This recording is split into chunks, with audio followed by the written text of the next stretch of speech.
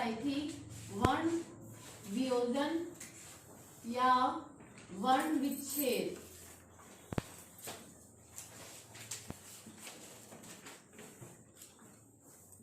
जिन्होंने वर्णमाला का टॉपिक नहीं किया है, बस तुम थोड़ा शॉर्ट में समझ लो। हमारे उच्चारण के स्थान पे जो वर्ण है कितनी तरह के हैं? दो तरह के। कौन कौन से? स्वर और व्यंजन। ठीक है, स्वरों की संख्या कितनी है? ठीक है, और व्यंजन कितने हैं हमारे? 33। तो कौन से हैं? स्पर्श, अंतस्थ और ऊष्म। अगर ताड़नजा और संयुक्त को मिला दिया जाए फिर कितने बन जाएंगे? 25 क्या है हमारे? स्पर्श। 4 क्या है हमारे? अंतस्थ। 4 क्या है हमारे? ताड़नजा कितने हैं? 2।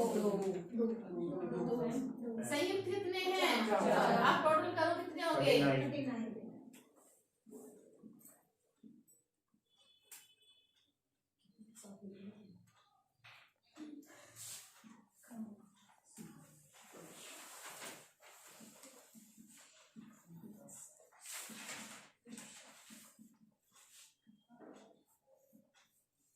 ताड़नजा के और नाम भी होते हैं, उत्क्षिप्त, द्विगुण,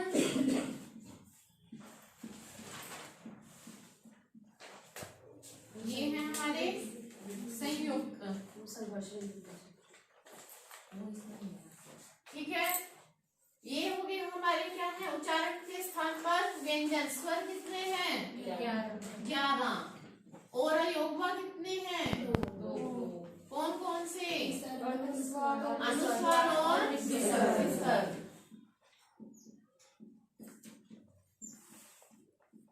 11 ये हैं, 2 ये हैं, ये टोटल कितने हो गए? 13। ठीक है, अब ये कितने थे? तो अगर दोनों का टोटल किया जाए तो 52।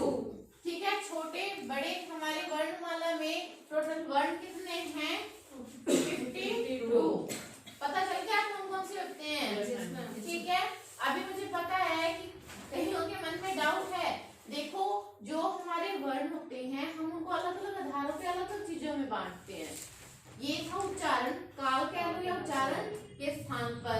ठीक है, एक होता है उच्चारण स्थान के आधार पर, कोई होगा घोषतव के आधार पर, कोई होगा प्राणतव के आधार पर, कोई होगा प्रेतन के आधार पर, अलग अलग चीजों में आते हैं। ठीक है, हम चलेंगे, सारे टॉपिक डिस्कस करेंगे, बट तुम्हें जो है इतना पता होना चाहिए कि आज के टॉपिक के लिए कि स्वर क्या है, कितने हैं। ठीक है, चले हम आगे। चलो, अब मैंने तुम्हें कहा कि स्वर कितने हैं हमारे? 11। ठीक है, सबसे पहले मैं यहाँ पे लिखूंगी कि हमारे जो 11 स्वर हैं वो कौन कौन से हैं। सबसे पहले फिर फिर फिर फिर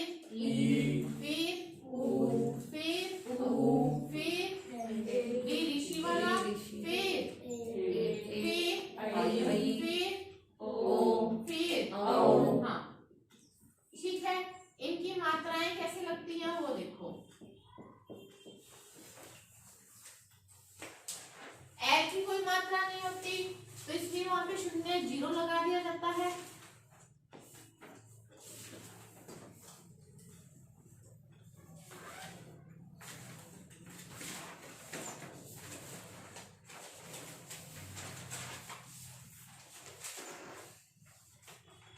ठीक है, सपोज ये कै व्यंजन में मिल जाते हैं। कै हलंत प्लस अ, कैसे लिखा जाएगा? का की कु क्री के कई को और लास्ट में कौ। ठीक है, बोलो। अब फिर एक चीज होती है अनुस्वार। हमने अभी पढ़ा था किसमें? अयोगवा में। एक चीज हमने पढ़ी थी विसर्ग। ठीक है, इन दोनों के बीच वैसे तो ये दो ही क्या है हमारे? अयोगवा है, पर कल मैं जो चैप्टर तुम्हें शुरू कराने जा रही हूँ शब्दकोश का, तुमने कहीं पे ऐसे वर्ड भी पढ़े होंगे जहाँ पे अनुनासिक, जिसको तुम बोलते हो चांद बिंदु, चंद्र बिंदु, ठीक है। इसका हिंदी व्याकरण में जो शुद्ध नाम है वो क्या है? अनुनासिक। वो इन दोनों के बीच में आता है। अब अनुनासिक को खत्म कर दिया गया वैसे, पर फिर भी ठीक है, अनुस्वार लगता है ऐसे, अनुनासिक ये है और विसर्ग ये है। जैसे कै के ऊपर अनुस्वार, कै के ऊपर अनुनासिक और कै के बाद विसर्ग। ठीक है, समझ गए? लिख लिया? देखो अब मैं तुम्हें चैप्टर स्टार्ट जो करा रही हूँ वो है शब्दकोश का। शब्दकोश क्या होता है? जैसे इंग्लिश में कोई डिक्शनरी है, हमने उसमें कोई वर्ड फाइंड करना है तो हम क्या करते हैं? बिल्कुल स्टार्टिंग से लगते हैं उस वर्ड के, जो अल्फाबेट है उसको क्या है बाकी के वर्ड से कंपेयर करते जाते हैं, फिर नेक्स्ट अल्फाबेट पे जाते हैं उसको कंपेयर करते जाते हैं, और लास्ट में क्या है ऐसे कंपेयर करते करते हम लास्ट अल्फाबेट तक पहुंचते हैं, उसको कंपेयर करके अपना वर्ड ढूंढ लेते हैं। पर इसमें हिंदी में जो कोई ऐसी डिक्शनरी है जो हिंदी में टाइप है, आपको उसमें कोई शब्द ढूंढना है तो आप कैसे करोगे, ये तुम्हें आज मैं सिखाऊंगी। इसका क्वेश्चन कैसे बनेगा कि तुम्हें क्या होगा कि चार ऐसे कोई भी दे रखे होंगे शब्द, क्रम, करम, क्रांति, कृष्ण, ठीक है।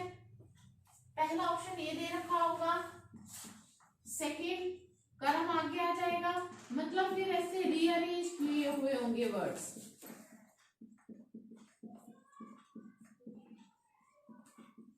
थर्ड में क्या है? क्रांति आगे आ गया, फिर है क्रम, करम और कृष्ण। ऐसे ही हमारा एक फोर्थ ऑप्शन बना होगा, कृष्ण आगे आ गया, क्रांति, कैसे भी मतलब रीअरेंज किए होंगे, ये तो मैं अपनी मर्जी से कर रही हूँ, हो सकता है जो सही आंसर है इन चारों में से भी ना हो, पर मैं तुम्हें क्वेश्चन का टाइप बता रही हूँ कि क्वेश्चन कैसे आता है। ऐसे चार ऑप्शन दे रखे होंगे और तुमसे ये पूछा जाएगा कि शब्दकोश के अनुसार किस ऑप्शन में सही क्रम है, ठीक है। ये हमें कब आएगा? जब हमें वर्ण वियोजन का टॉपिक आ जाएगा। अब वर्ण वियोजन का टॉपिक क्या है वो मैं तुम्हें पहले बताती हूँ, फिर हम अपने मेन जो चैप्टर है शब्दकोश का उसके रूल्स पे चलेंगे। पीजीटी में ये क्वेश्चन ऑलमोस्ट मिल ही जाता है हमें, ठीक है। अब मैं पहले लिखती हूँ कोई बिना मात्रा का शब्द, जैसे मैंने बोला नयन, ठीक है, नयन। अब हमें पता है कि कोई भी व्यंजन है उसका स्वरों के बिना कोई अस्तित्व नहीं होता, उस स्वरों की सहायता से बोले जाते हैं, स्वरों की सहायता से ही लिखे जाते हैं। कैसे? जैसे मैं कहूँ स्वरों की सहायता से बोले जा रहे हैं, तुम न को बोल के देखो, लंबा दूर तक ले जाओ, एक टाइम ऐसा आएगा न की आवाज रुक जाएगी, किसकी शुरू हो जाएगी? ए की शुरू हो जाएगी, ठीक है। लिखना कैसे है? अगर मैं वैसे तुम्हें ये पूरा दिख रहा है पर एक्चुअल में ये बना कैसे है? न हलक प्लस अ, ठीक है। मतलब व्यंजन लिखे हुए किसकी सहायता से जाते हैं? स्वरों की। अब यह नयन, अब इसको जोड़ के देखो, न, य, न, ठीक है। ये तो हो गया बिना मात्रा का। अब कोई मात्रा वाला शब्द बोलो, जैसे मैं बोलती हूँ कार, कार, चलो कार। अब मैंने लिखा था कि क में जब आ मिलेगा तो क्या बनता है? का प्लस आ। अब जिस भी स्वर की, जिस भी आवाज की मतलब जो भी हमें साउंड सुनाई देगी उसी स्वर को लेके आना है हमने। जरूरी नहीं कि हम ऐसे कहते हैं कै कै, उसमें तो मिला ही ए होता है, पर इसमें क्या मिला है? आ, का प्लस रो प्लस अ, ठीक है। ये क्या बन गया हमारा? अब कोई ई की मात्रा का शब्द बोलो, कमाई में तो क्या है? पूरी ई स्वर ही आ गया, ई की मात्रा का। चलो कमी, क हलन प्लस अ प्लस म हलन प्लस ई। ये जो चीज है देखो तुम्हें ये संधि में बहुत काम आने वाली है। मैं कहती हूँ जो यण और यादी संधि है तुम्हारी इस पे टिकी होगी, तुम्हारा शब्दकोश इस पे टिका है। जब तुम संधि में परफेक्ट हो गए तुम्हें उपसर्ग प्रत्यय अच्छे से आ जाएंगे।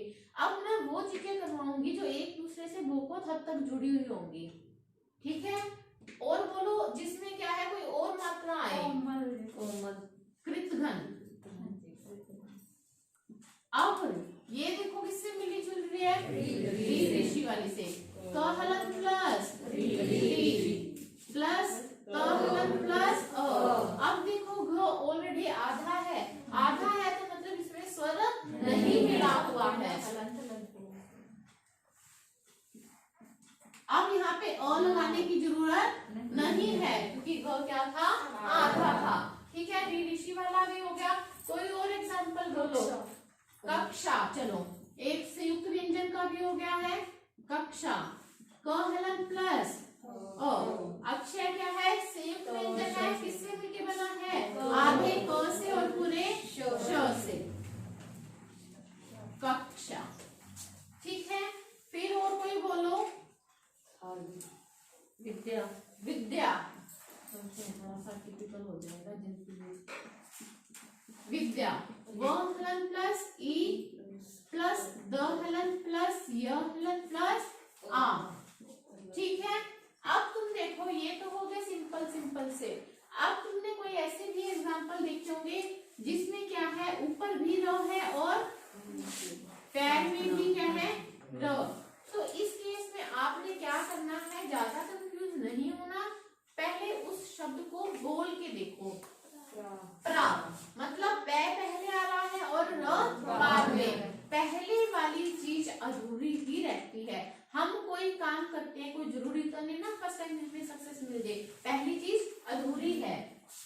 प्रा प्रा बन गया, ठीक है। फिर प्रा रत्न, अब र की पहले आ रही है और थ की बाद में आ रही है, और बाद वाली चीज क्या होती है हमेशा, पूरी। प्रार्थना, ठीक है। अब मैं एक शब्द लिखूंगी तुम बोलोगे। मैंने लिखा है हम पर्यायवाची करते हैं ना, जैसे पर्याय। बोलो क्या बनेगा, प हलन प्लस फिर क्या आएगा, र आएगा। फिर पर्या, र की पहले आ रही है, य की बाद में, और पहले वाली चीज क्या रहती है, अधूरी रहती है। अधूरी का मतलब इसमें स्वर नहीं मिलेगा। प्लस य हलन प्लस आ, फिर य हलन प्लस अ। क्लियर हो गया? हाँ जी। चले अब आगे, ठीक है। ऊपर रह भी हो गया और नीचे रह। ऊपर रह है तो रह क्या होगा, आधा होगा। अगर पाँव में रह है तो क्या होगा, ठीक है। अब एक शब्द और लिखते हैं, हार्दिक। बोलो, है हलन प्लस आ, फिर क्या आएगा, हलन प्लस द हलन प्लस ई प्लस। बोलो आगे समझ में कैसे वर्ण विच्छेद होते हैं, कैसे एक शब्द टूटता है। बोलो जल्दी से, क्लियर हुआ या नहीं हुआ? चले अब आगे, ठीक है। अब देखो, मिटा दूं ये सब?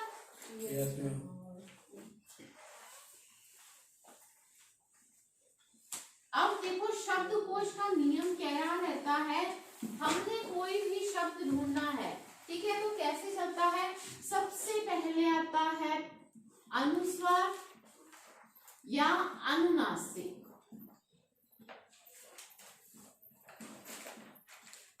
ठीक है। उसके बाद प्रायोरिटी किसकी रहेगी, विसर्ग की, और उसके बाद किसकी रहती है, निर्नुनासिक। मतलब जिसपे ना तो अनुस्वार है ना ही कोई अनुनासिक है। जैसे कैसे चलेगा, कै है तो या तो ऐसे, फिर सेकंड नंबर पे क्या चलेगा, ये, और लास्ट में कै की बारी आएगी, ठीक है। पहले समझो, यही रूल तुमने याद रखना है। पहले क्या आएगा, अनुस्वार या अनुनासिक, फिर विसर्ग, फिर निर्नुनासिक। मतलब जिसपे क्या है, कोई भी ना तो कोई विसर्ग है ना कोई अनुस्वार है ना कोई अनुनासिक है। जैसे मैंने एक शब्द लिया कि अंगद, ठीक है। एक शब्द लिया अध्ययन, ठीक है। अभिमान, एक बार बस 3 ही ले रही हूँ, ठीक है। तो इसमें हमने देखना है कि पहले कौन सा आएगा। वैसे तो देखो क्या है ए, पर इसमें ए के ऊपर क्या है अनुस्वार, बिंदी तो ये वाली है, ठीक है। ए के ऊपर क्या है अनुस्वार, और अनुस्वार क्या आता है पहले। ये फाइनल हो गया हमारा, फर्स्ट नंबर पे आएगा, ठीक है। फिर हमें नहीं पता, ये कंफ्यूजन किसमें रह गया, इन दो में। इनको तोड़ के देखो अ प्लस द हलन प्लस य हलन प्लस अ, इसको तोड़ के देखो अ प्लस ध हलन प्लस ई, ठीक है। और से तो कैंसिल हो गया, कॉमन है। वर्णमाला में दो पहले आता है या ध, ठीक है, क्योंकि हमारे वर्ग कैसे चलते हैं क च ट त और प, ठीक है। कै कै अंक है, छै छै जै जै ई है, टै ठै डै डै अणे, तै फै धै धै नै, पै फै भै भै नै, ठीक है। अब देखो दे पहले आया या धै पहले आया, तो ये क्या हो जाएगा हमारा सेकंड नंबर पे, और ये क्या आ जाएगा हमारा थर्ड नंबर पे। अब मैं कुछ मतलब आसान से शब्द लिखूं यहाँ पे, करोगे अरेंज उनको, चलो लिखो। मैम ऐसे भी हो सकता है अनुस्वार और अनुनासिक के दोनों वर्ड पड़े हो वहाँ पे। अच्छा पढ़े हो तो फिर पहले अनुस्वार आएगा फिर अनुनासिक, ठीक है। एक चीज और तुम मान के चलो कि एक शब्द ऐसा है जिसमें ए है, ठीक है, और एक में आ के ऊपर, जैसे यहाँ पे तुम अध्याय ले लो एक बार शब्द, ठीक है, और यहाँ पे अंचल, ठीक है। अब तुम सोचो कि मैडम कि ये तो क्या है अनुनासिक है, तो ये पहले आएगा। पर भाई ये भी देखना, यहाँ पे पहले अ है फिर आ है, पर पहले कौन सा आता है अ भी आता है, तो ये गलती मत कर देना। अगर तुम प्रायोरिटी देखोगे तो दोनों चीज की देखना। हाँ जी, क्लियर हुआ ना? हाँ जी मैम। चलो फिर अब देखते हैं।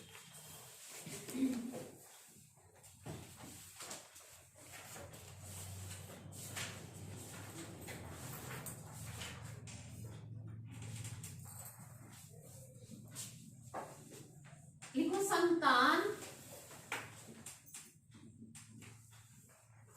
संतान, सकल, संतान, सकल, आसान से ही चलेंगे हम, सचल और सक्षम। बस तुम नंबरिंग ही कर देना। पता है क्या, जितना हो सके टाइम को बचाने की कोशिश करनी है। स स स स, बट इसमें क्या है अनुस्वार है, सीधा बिना तोड़े की नंबर दे दो एक, ठीक है। फिर क्या करो, तीनों को जल्दी से काट दो। पता है क्या तो सबसे पहले है, ये दूसरे पे है, पर फिर तुम ये मत कर देना कि सक्षम में जो वर्णमाला में आता है तो मतलब बिल्कुल लास्ट में आता है कि श श स ह, अक्षर भी बिल्कुल लास्ट में है, ये चौथा।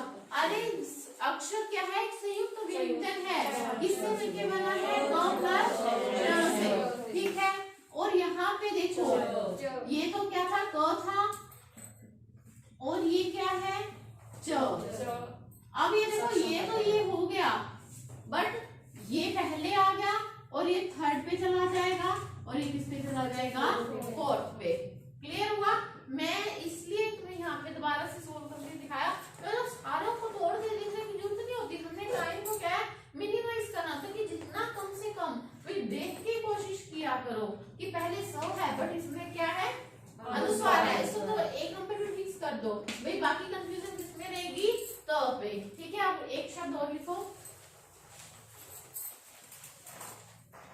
भांति, भांति, भांति, भित्ति,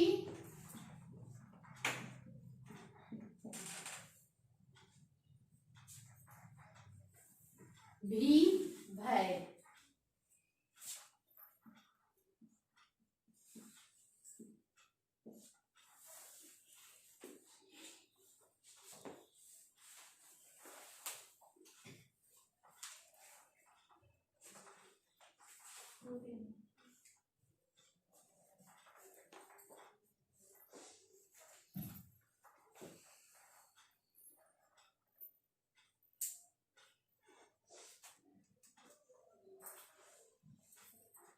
कर लिया? चलो कोई बात नहीं, लगा हो जाएगा।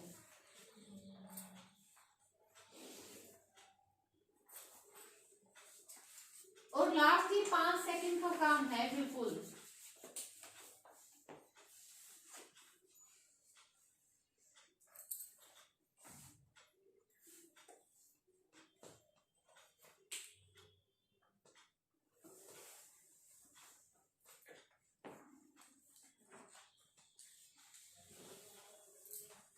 इतना तुम क्या करने लगे? नहीं हुआ? सबसे पहले क्या है? भय। भय है भय। सेकंड नंबर पे भांति, बिल्कुल ठीक है। तीसरे नंबर पे फिर है नींद। अब बताओ किसी को कोई कंफ्यूजन है कि मैडम नहीं हुआ ये? मैं दोबारा से इनको तोड़ के दिखाती हूँ, बोलो जल्दी से। 1 नंबर का क्वेश्चन है ये। चले फिर आगे, दो एग्जाम्पल और लिखो फिर। उल्लास, उल्लास, उ आधा ले, फिर पूरा ले, आ की मात्रा से, उल्लास। उल्लंघन, उ आधा ले, पूरा ले, घ घड़ी वाला, ऊपर अनुस्वार और न, उल्लंघन। उल्हाना, उ ले को आ की मात्रा है ना, उल्हाना।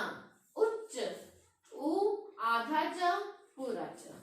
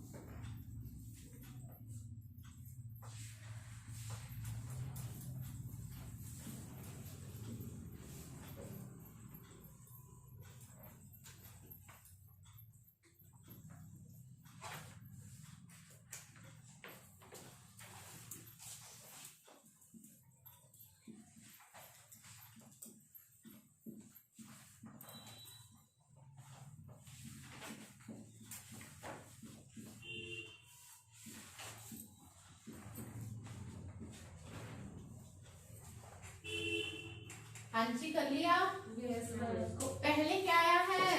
उच्च, फिर उलाना, फिर उल्लंघन और लास्ट में उल्लास। बिल्कुल ठीक है। अब नेक्स्ट करो ये।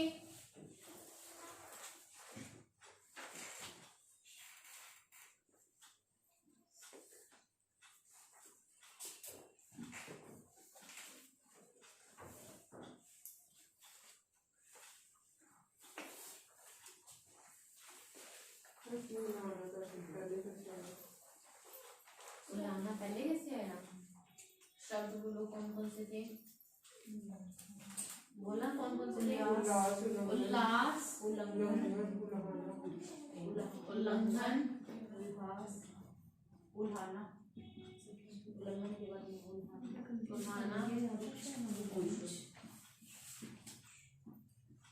ठीक है।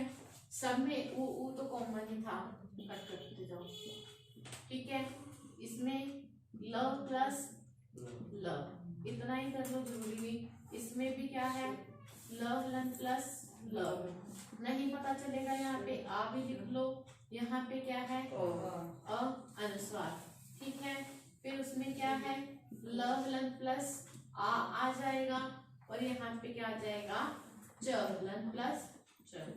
ठीक है, अब ये देखो, च तो क्या है? सबसे पहले आ गया, पहले नंबर पे हो गया। फिर आती है इन तीनों की बारी। ल सभी में कॉमन है, काट दो। क्या बचता है? आ पहले आएगा, उल्हाना। ठीक है, ये भी हो गया। अब मैंने कहा था अ पहले आएगा या आ। ठीक है, ये हो गया हमारा।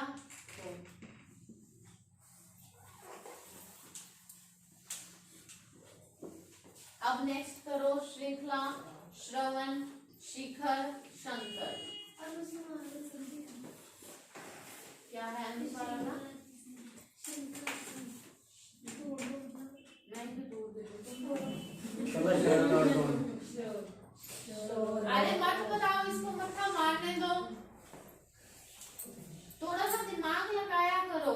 कैसे लगाया करो कि जब हम श्र लिखते हैं, ये देखो, तो हम ऐसे लिखते हैं श्र प्लस र प्लस अ। अब मैंने क्या लिखा है श्री, तो मैं पहले भी जब एग्जांपल दिया था मैंने कहा था ह के पैर में र है तो ऐसे लिखा जाता है के पैर में ऋषि वाला है तो ऐसे लिखी जाती है। अब यही चीज इसमें थी, श्रो के साथ अगर ऐसे था, अब मैंने रो नहीं लगाया, मैंने री लगाया है। ठीक है, अब करो, इतना ही तो दे दिया।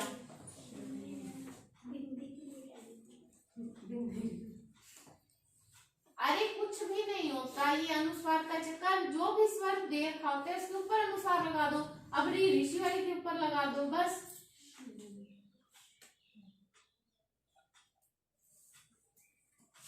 वैसे तो तुम्हें इतना तोड़ने की इसको जरूरत ही नहीं थी, इतने दूर तक जाने की, तो जहाँ तुम पहुंच गए।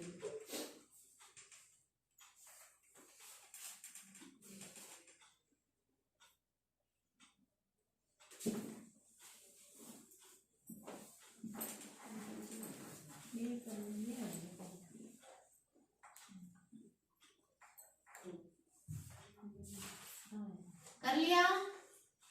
नहीं, अभी आवाज नहीं है। हो गया। बोलो पहले क्या आया है? फिर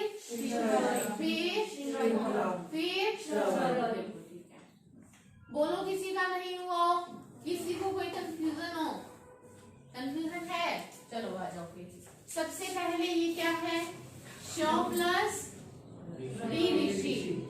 ये क्या है? श प्लस र। ठीक है, वो क्या है? श प्लस ई। और वो क्या है? श प्लस अनुस्वार भी आ गया शंकर पे। ठीक है, ये कॉमन है, काट दो।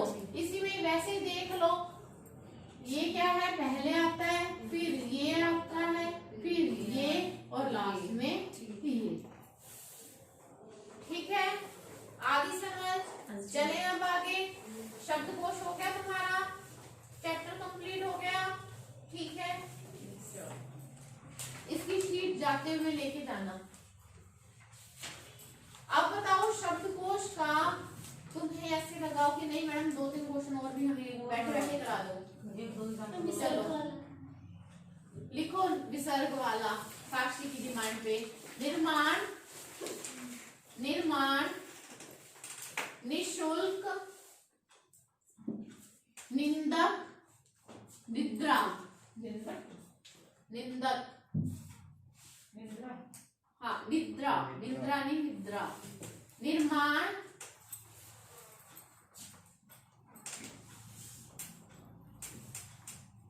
निशुल्क,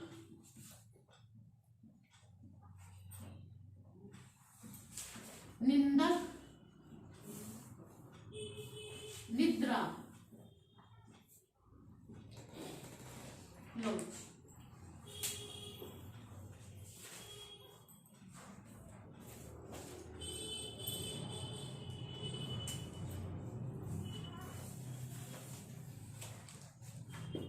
अब इसको भी देखते ही पता चलने वाला है कि दो तो हो गया। ठीक है, सबसे पहले क्या आया है? निंदक, क्योंकि अनुस्वार है। फिर क्या आया होगा? फिर क्या आया है? निद्रा, और फिर निर्माण। ठीक है, फिर एक और लिखो, चांद।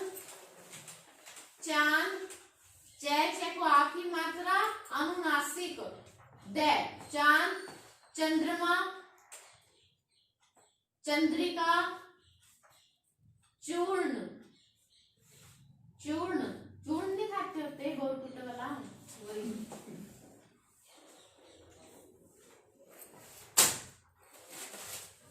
किसको नींद आ रही है? किसकी कॉपी गिर गई?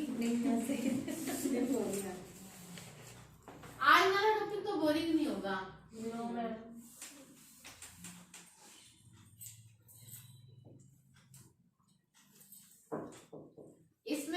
अनुस्वार भी आ गया, अनुनासिक भी आ गया।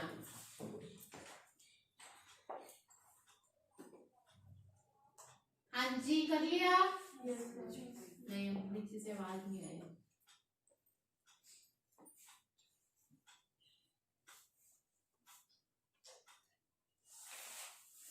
हाँ जी बोलो, कर लिया? सबसे पहले क्या आया है? चंद्रमा।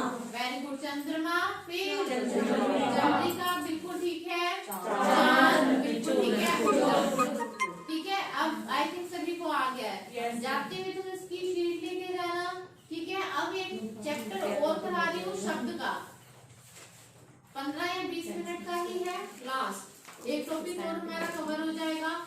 और जिनका सर्वनाम का टॉपिक नहीं हुआ है एंड इसका से बहुत सारे हो, कोई नहीं। सर्वनाम जैसे तुमने कल संज्ञा कराई थी वैसे करा दूंगी, पीडीएफ आ जाएगी। ठीक है। सर्वनाम क्या है? नहीं ऐसे पीडीएफ नहीं, सर्वनाम भी मैंने बनाई थी। संज्ञा की संज्ञा की जिसको नहीं आई वो सबको या तो इन्फॉर्म करके जाना, आप ब्रॉडकास्ट लिस्ट में ऐड नहीं होंगे, वरना मुझे जिस लिस्ट में तुम ऐड हो उसमें मैं भी हूँ। जो पीडीएफ तुम्हारे पास आती है वो मेरे पास भी आती है, मेरे पास आई हुई है संज्ञा की, इसलिए मुझे पता है कि हाँ आ गई। प्रत्यय की भी भेज रखी थी शायद। प्रत्यय की तो आगे, बटने की भी आ गई थी, ये नहीं आई थी संज्ञा की। फिर एक आते हो सकता है कि बैच में रहेगी हो। ठीक है, अब आ जाओ शब्द। शब्द किसे कहते हैं हम?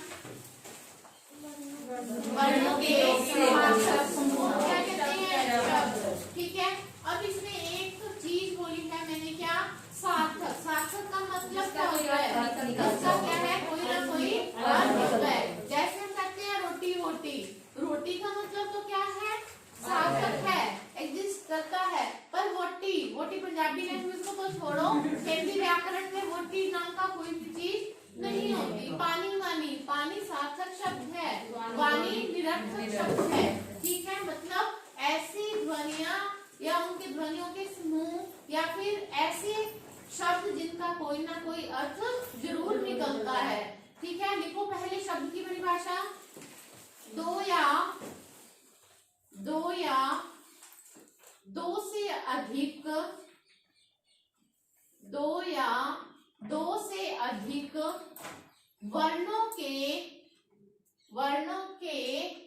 सार्थक मेल को शब्द कहते हैं। जैसे दो से अधिक, पहले पर, मैथ है मत, बन गया शब्द। ठीक है, फिर लिखो शब्दों का वर्गीकरण।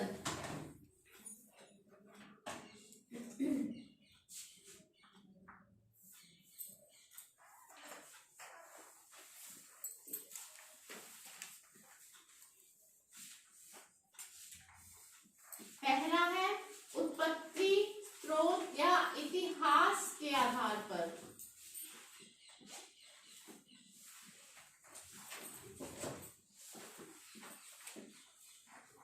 दूसरा लिखो व्युत्पत्ति,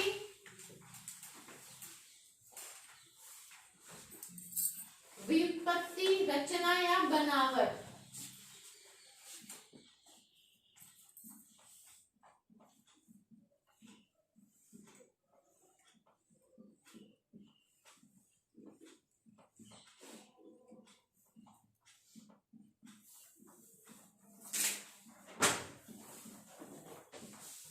लिख लिया? फिर लिखो रूप, प्रयोग या व्याकरणिक विवेचन के आधार पर।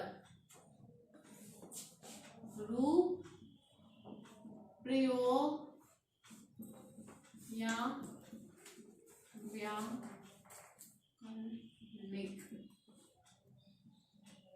विवेचन के आधार पर। और लास्ट है अर्थ के आधार पर।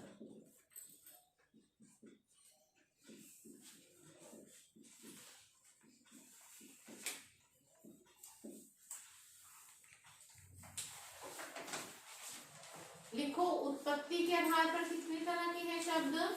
तत्सम,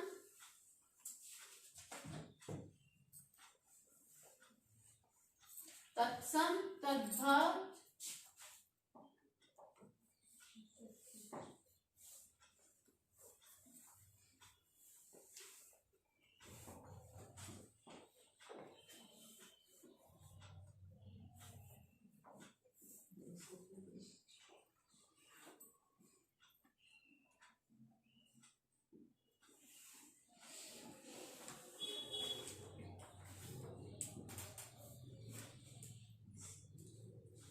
ठीक है।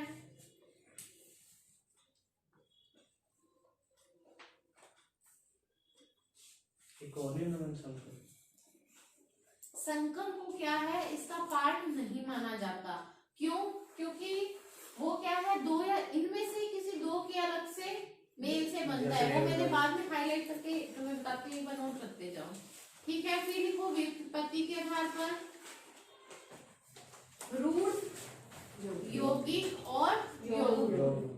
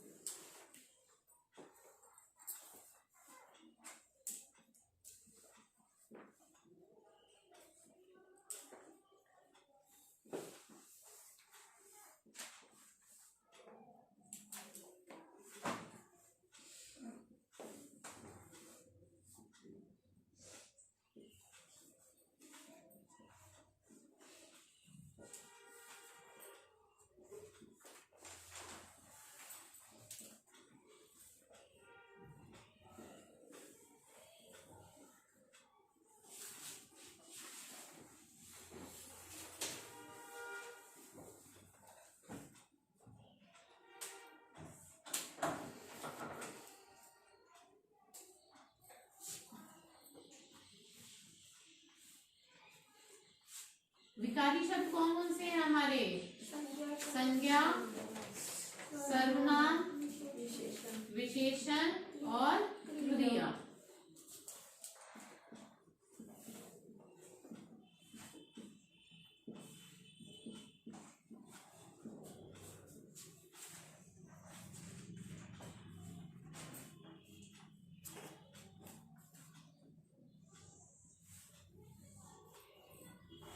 ठीक है, अविकारी कौन कौन से हैं हमारे?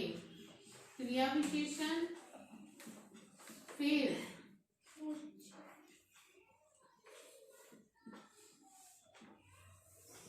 समुच्चय बोधक, संबंध बोधक,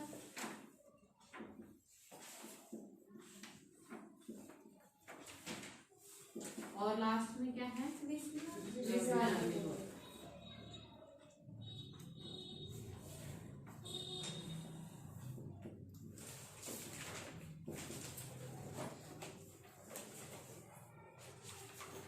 संज्ञा कितनी तरह की है? फिर से 3 तरह की। सर्वनाम 6, सर्वनाम कितने हैं हमारे? 6। विशेषण कितने हैं? 5। और क्रिया कितनी है? 2। वो आधार अलग अलग थे, पर मेरी क्रिया 2 तरह की है, अगर और सर्वनाम। ठीक है, अब जल्दी से लिख लिया तो आगे कराऊं? ठीक है, देखो सबसे पहले है उत्पत्ति, स्रोत या इतिहास के आधार पर। हमारे शब्द में कितनी तरह के होते हैं? 4 तरह के। कौन कौन से? तत्सम, तद्भव, देशज या विदेशज। तत्सम किससे मिलकर बना है? तत् प्लस सम, मतलब ऐसे शब्द जो क्या है, संस्कृत से ज्यों के त्यों ही लिए गए हैं, उनमें कोई भी रूपांतर नहीं आया है। ठीक है, उसे हम क्या कहते हैं? तत्सम शब्द। एग्जाम्पल भी लिखवाते हैं, पर ओवरव्यू ले लो। फिर आ जाओ तद्भव पे। तत् प्लस भव, भव का मतलब है होना। ठीक है, मतलब क्या है? जिनका रूपांतर हुआ है, जो संस्कृत में तो किसी और तरह से प्रयोग किए जाते थे, हिंदी में आते आते उनके रूप में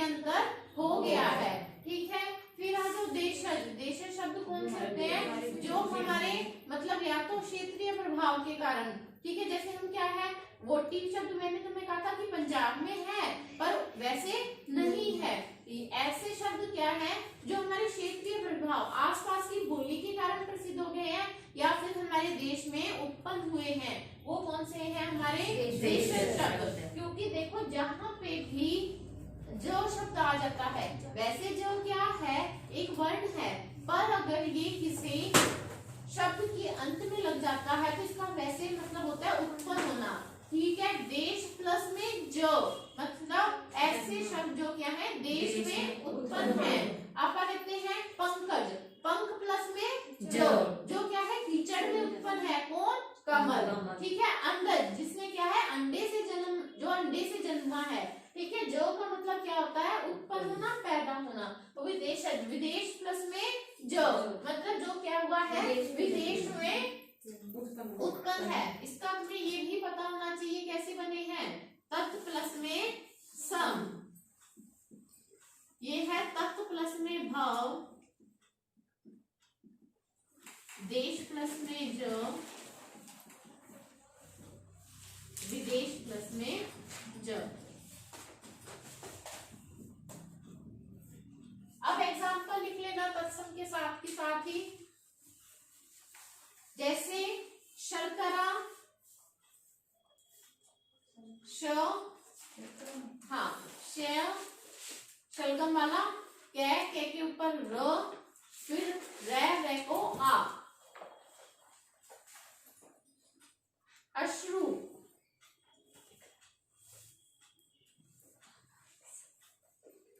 ठीक है। फिर लिखो तद्भव, लिखो कपूर, कपूर, ऊंट। तत्सम तद्भव की भी पीडीएफ आ जाएगी आपके पास, ठीक है। फिर देशज के लिखो कौन कौन से हैं, भोंपू, भोंपू, चाट, खटपट, फटफटिया,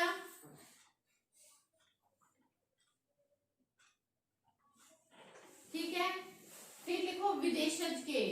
अब देखो विदेशी शब्द को देखो, अब हम भारत में रहते हैं, ठीक है। जो भी भारत की भाषा है वो क्या है हमारे लिए देसी है, देशज है। अगर इसके अलावा हम किसी और अन्य देश की बात करते हैं वो सारे ही हमारे लिए क्या है, विदेशी है। कोई अरबी है, फारसी है, चीनी है, तुर्की है, जापानी है, रशियन, ये सब हमारे लिए क्या है, उर्दू, ठीक है। ये सारे क्या है हमारे लिए विदेशी, ठीक है। जल्दी से कुछ एक एग्जाम्पल लिख लो विदेशन में। अरबी के लिखो अजीब, हाँ जी, अदालत, आदत, कुछ ही की लिखवा पाऊंगी मैं, ठीक है। फिर लिखो फारसी के चालाक, चालाक, किशमिश, बर्फी, तमाशा। फिर लिखो तुर्की के कैंची, गलीचा, चम्मच। फिर लिखो अंग्रेजी शब्द नर्स, पेंसिल, पेन, पेपर।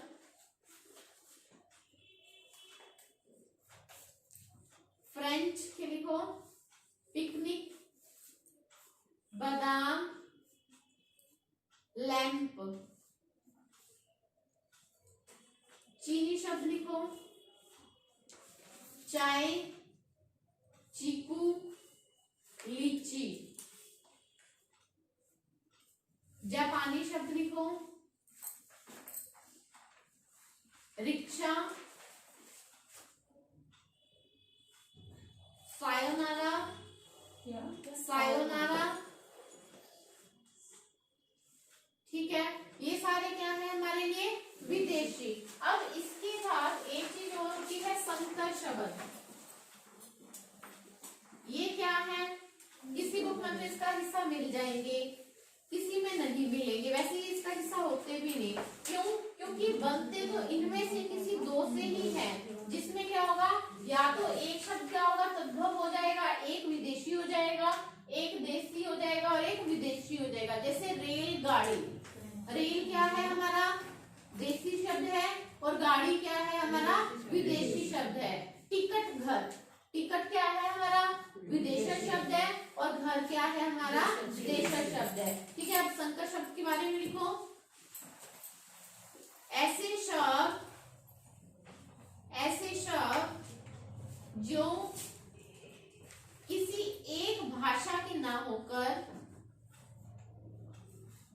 दो भिन्न भिन्न भाषाओं के मेल से बनते हैं,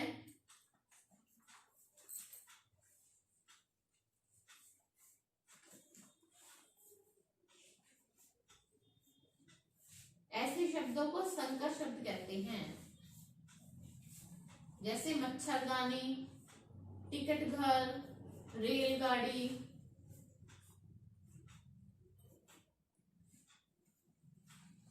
ठीक है, हो गए। ये थे हमारे उत्पत्ति स्रोत या इतिहास के आधार पर। अब आ जाओ व्युत्पत्ति, रचना या बनावट के आधार पर। ये कितनी तरह के हैं, तीन। कौन कौन से, रूढ़, यौगिक, योग रूढ़। ठीक है, सबसे पहले समझो रूढ़ शब्द कौन से होंगे, ऐसे शब्द जिनके आप टुकड़े कर दोगे तो दोनों का कोई भी मीन नहीं निकलेगा। जैसे मैं बोलूं घर, घै को अलग कर दो, रै को अलग कर दो, क्या है कोई मतलब नहीं है। दाल, दा को अलग कर दो, ल को अलग कर दो, क्या कोई है मतलब नहीं है। लिखो रूढ़ के बारे में। जिन शब्दों के सार्थक खंड ना हो सके, जिन शब्दों के सार्थक खंड, खंड का मतलब क्या है, टुकड़े ना हो सके। जैसे घर, दाल, हाथ, पैर। लिख लिया।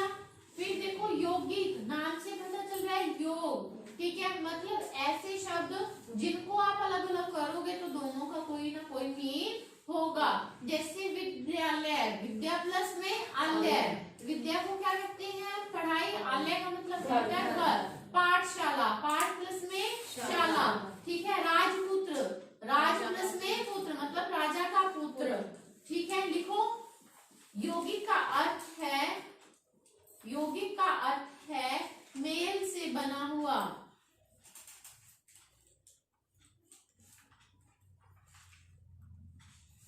फिर लिखो, जो शब्द दो या दो से अधिक शब्दों से मिलकर बनता है।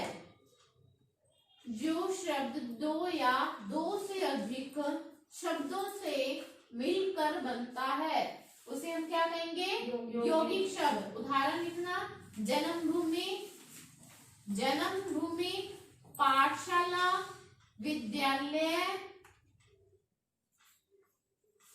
ठीक है, फिर ब्रैकेट में लिख लेना, जो यौगिक शब्द हैं उनकी रचना किससे होती है, उपसर्ग से, प्रत्यय से और समास से।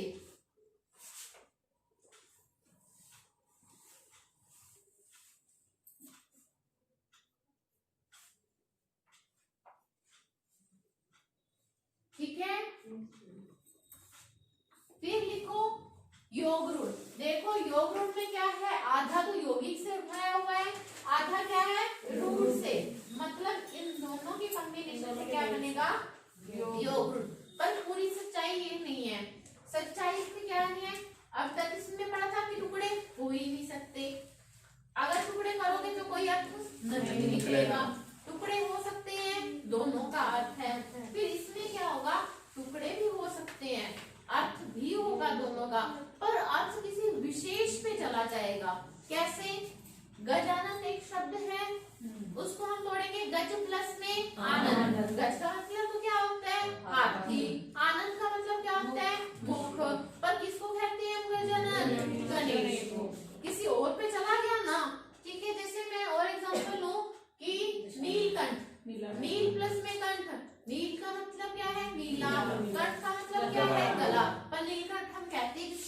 विशेषण को। समझ में आई? अब लिखो, वे शब्द जो यौगिक तो होते हैं परंतु जिनका अर्थ रूढ़, रूढ़ के ब्रैकेट में लिख लेना विशेष हो जाता है।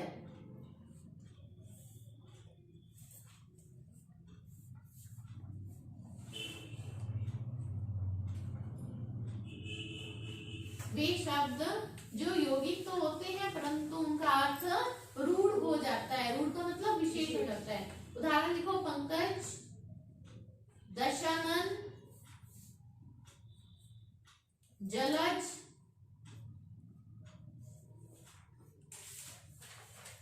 ठीक है, हो गए ये तुम्हारे व्युत्पत्ति, रचना और बनावट के आधार पर। फिर आ जाओ रूप, प्रयोग और व्याकरणिक विवेचन के आधार पर। विकारी, विकारी का मतलब क्या है? ऐसे शब्द जिनमें विकार आ जाता है। किसके कारण? लिंग, वचन, काल, कारक के कारण जिनमें चेंज आ जाएगा वो क्या होंगे हमारे? विकारी शब्द, ठीक है।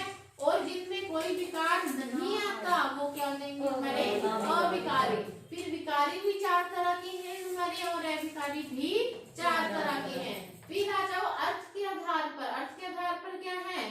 चार तरह के हैं। सबसे पहले समानार्थक, समानार्थी या पर्यायवाची जिसको बोल देते हैं, वो तो समझते होंगे सारे की पर्यायवाची, जैसे रवि का होता है भानु, दिनकर, सूर्य, सूरज, सब, ठीक है। फिर विलोम मतलब इनका अर्थ क्या है?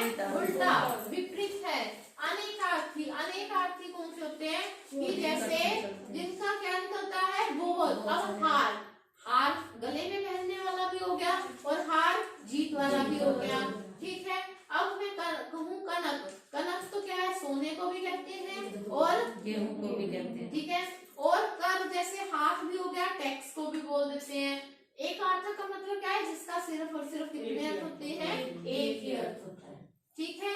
ये तुम्हारे हो गए शब्द। अब मैं तुम्हें क्वेश्चन बताती हूँ। क्वेश्चन कहाँ से बनेगा? क्वेश्चन लास्ट वाले दो से नहीं बनने वाला।